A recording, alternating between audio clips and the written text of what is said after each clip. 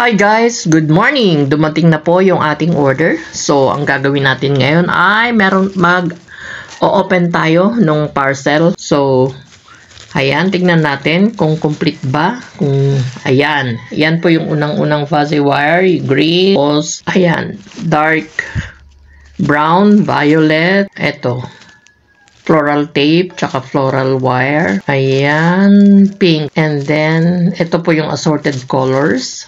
Bali, dalawang set yung magkaiba yung in-order natin na different colors per set.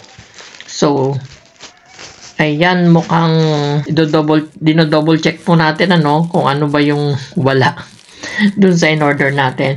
So, lumalabas, ang kulang ay yung pong in-order natin na self-operated na lamp o yung may battery operated na lamp, wala po siya.